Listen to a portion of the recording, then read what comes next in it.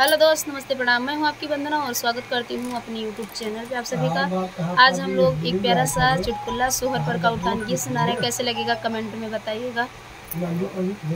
मेरा साजन बड़ा निरमोही है, मेरा दर्द न जाने। साजन बड़ा निरमोही है, मेरा दर्द न जाने।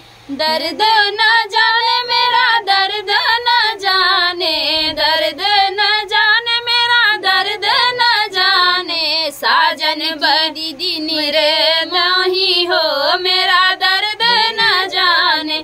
साजन की दीदी ने दर्दी हो, मेरा दर्द न जाने। सासू जो आई देवता मनन को, सासू जो आई देवता मनन को।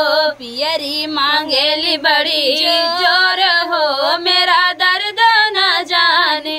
पियरी मांगेली बड़ी जोर हो, मेरा दर्द न जाने। साजन मेरा निरमोही हो, मेरा दर्द न जाने।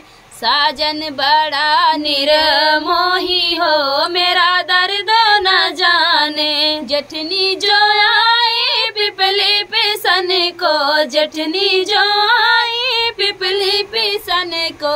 हरवा मांगेली बड़ी जोर हो, मेरा दर्द न जाने। हरवा मांगेली बड़ी जोर हो, मेरा दर्द न जाने। साजन बड़ा निरमोही हो, मेरा दर्द न जाने। साजन की दीदी बेदर्दी हो, मेरा दर्द न जाने।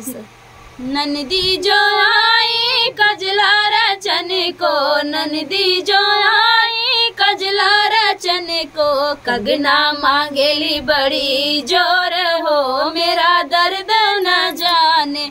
कंगना मांगेली बड़ी जोर हो, मेरा दर्द न जाने।